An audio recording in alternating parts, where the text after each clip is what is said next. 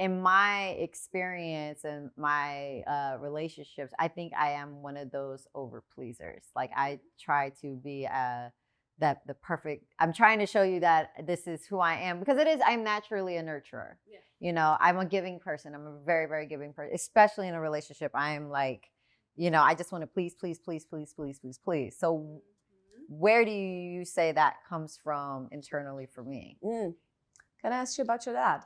My dad, so my mom and my dad separated when I was very young, but I am very, very close to my dad. And or always have I been? always have been. I'm a daddy's girl. I'm definitely a daddy's girl. Now, I lived with my mother growing up. My mom was a single parent. She did the majority of everything for me and my brothers. And she is a very strong alpha woman.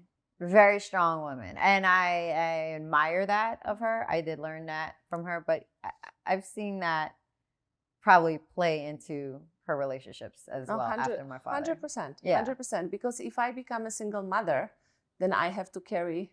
Oh, yeah. I have to provide. A lot of burden, a lot of weight that she has to carry on her own. There is nobody I can lean on. Exactly. So I have to operate a lot in my masculine. And by the way, we should be able to operate in our masculine as women because it helps us to create, for example, this, correct? Like, so everything what you are driven to achieve, it comes from the masculine energy. You have to be able to say, this is what I plan to do, and I do it. If you are disempowered in your masculine, you procrastinate a lot. So masculine energy is beautiful, both in men and women. Now, when you see your mother carrying so much burden, what have you learned about women from watching your mother? We can accomplish anything. They were strong. What else? There's no excuses. Things can be done. Yeah, you got to by any means necessary. Correct. And what have you learned from your mom about men? I will say that she loved love and she found love eventually.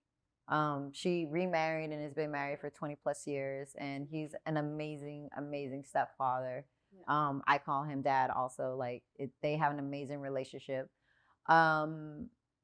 So yeah, I think that eventually she found the person that was right for her, you know, and found a healthy relationship. And I couldn't be more than happier for her. So when you were growing up, do you remember? Because now she's happy and that's amazing. But when you were growing up, I witnessed her go through heartbreak. Okay, I saw her go through heartbreak. You know, when a one or two failed relationships. It's a different time, so it wasn't like there was. She didn't have people around her children. My mother was very, you know, she didn't bring men around the kids, the house, you know, and I respect that from her.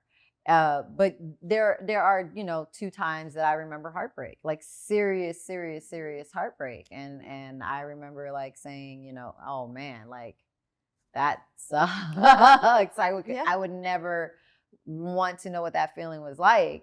But I experienced it as an adult. I experienced heartbreak. We all do. Yeah, we all do. It's like a rite of passage. Rite of passage. I've passed it too many times. We don't want to participate in, but kind of we all end up there. Exactly. Yeah. So now the question for you is, because the pleasing tendency comes from, I have to behave in some way. Like, yes, you can be a nurturer, but there is a difference between being a nurturer and being a pleaser. Okay. And there's also a difference between being a nurturer and a mother.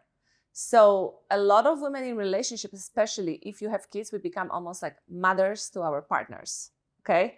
Nobody wants to have sex with their mother.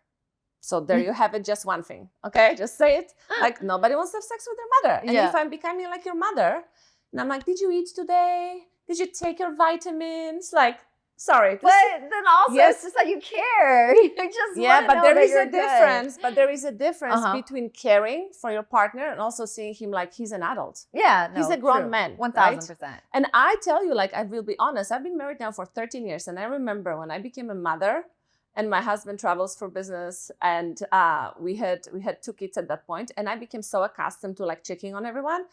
I would ask him, did you pack your scarf? Did you pack your... And then I had to like take a moment and say, wait a minute. Why am I doing this? He's a grown man. If he forgets, he will remember next time. Yeah. But when I do so, he will see me in a very different light than if I'm not doing that. And we just have to be honest, because we need polarity in a relationship. So yes, we need nurturing, But nurturing is different than mothering. And we need also to be able to entice the sexual desire, the sensual attraction, because you need both. If it's too familiar and too similar and too friendly, you will see the other part of your relationship, like your sex life, diminish, and the romance will diminish. Okay, so you need to pay attention to that.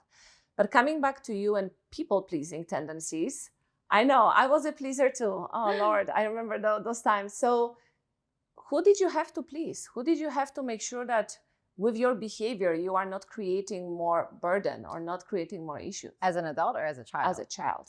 Oh, as a child, I think, well, because it was my mom by herself. Yeah. So as a child, it was being my mom's right arm, and it wasn't so much pleasing, but helping. Yeah. I helped a lot. I helped with my 2 younger brothers.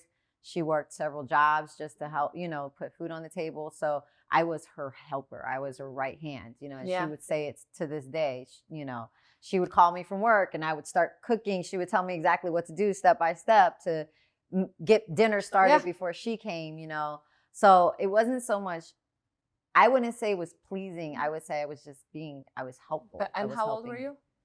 I was young. I was in my 13, 14s, in my teens, like that, when she really leaned upon me. And I mean, it's great you've learned all the skills, right? Because you became very independent. Well, that's part of being my culture, in the Latin culture. Correct. We learn how to be wives before we even know what being a wife is. Correct. We learn the domestic lifestyle of running a household at a very young age. That's just what Latinas do. That's what our moms train us to do, because you're never going to get married if you don't know how to wash dishes or if you don't know how to clean a house or all of these things. Yeah. No, that was definitely a thing. And some of it is true. And some wives are happily married and never do any of that. No, lucky right? Bitch. Lucky. You can have that though if you want. Put it on your list. Yes, put it on my list. I need somebody to come clean the house twice a week. So, I can do some, but not all of it. So helping your mom, and if you wouldn't help, were you always so responsible or always on point that you never missed the beat? I'm not going to say I was always responsible. Yeah. No, but I would say that I was definitely relied upon heavily. Yeah. So, and you are a child, and I know it's the culture. I come from, similar culture. And you have to grow up really fast. Yeah. That's great. Yeah. But we still forget we are still kids. Yeah. Okay, so if I'm relied upon, then I kind of carry my parents, right? And people think that's normal, but what it does to us comes out in different ways as we start dating later in relationships, okay? Because I am now the responsible one. I will make sure everybody's doing fine. I will make sure that nobody is upset or whatever that looks like. With your dad, how was that relationship when you were growing up? Did you have to behave in a specific way, or he just loved you? Cool. Dad was cool. Dad was fun. He was fun. Dad was fun. Dad was a fun time. Mom was disciplined and structure. You see? So yeah. So now tell me, who was more in the feminine energy and who was more in the masculine? Mom was definitely more in the masculine energy. And he was more in the feminine. Okay. Yeah. So who carried the responsibilities? She did. Yeah. Who provided the structure? Yeah. She did. Yeah. Yeah. And some women are fine with that, to be the more masculine energy, but you always have polarity. That's why I say, if you have 2 masculine energies, you have a lot of conflict. So if you, for example, if I'm very alpha and I'm very opinionated and I don't say submit, I say surrender or come to some type of agreements, we are going to do this, and fireworks all the time, because now we are both in a masculine energy. Now, I think a lot of high achieving women don't want to operate in their masculine when it comes to the love life. No. Correct. I definitely don't. There you go. There you go. So if you don't, then you have to be more in your feminine with your partner, but not in pleasing. Because men can feel when we are pleasing. They can feel that. And they know it comes from some insecurities within us. Because pleasing, it's almost saying sometimes, I will do that even though I don't feel like it. Or I do this because that's what's expected for me to be. Yeah. Yeah. So can you share some of the pleasing tendencies? I mean, like what you said, like doing something even though I really don't feel like doing it, or maybe neglecting stuff that makes me happy, or let's just say if I like going to art museums and I like the ballet or like opera and I like culture and arts and music, and I don't do those things because my partner might not be into it, but then I don't even do it at all to even please or satisfy. Correct. So why do you do that? I do have the tendency to make my relationship my world, my being, my everything, and I have dedicated a lot of time to a relationship and wanting it to work. Because of course you go into relationships wanting it to work. You know, you have expectations on how things will come out. They don't always work out the way you want it to. But I guess I've always tend to put that person ahead of my own needs. Okay, so now I'm going to show you something. Okay, so normally in a relationship, you are the main character and the man is looking up to you. You are his queen, you are his inspiration. So you are on a pedestal and he's looking up to you. And right? Just think of, I know it's going to sound weird, but just go with me. Let's play. Let's just play. It's not really happening for me, but go ahead. Of course, because what you have been doing, you are putting men on pedestal and you look at them and you're like, wow, you admire the man instead of vice versa. That's what happened for you. So you always have to keep in mind, I'm the main character. And if I am the happiest, meaning if I do the things that I enjoy, like ballet and opera and art, guess what? I glow because I'm happy, because I give to me. And when I'm glowing, I'm over here and the men look up to me and say, wow, she's so special. Because you are happy with yourself, because you are giving yourself, because you are prioritizing yourself. Now, if you put a man on a pedestal, who is the hunter now? Who is hunting who? That's true. You are hunting him.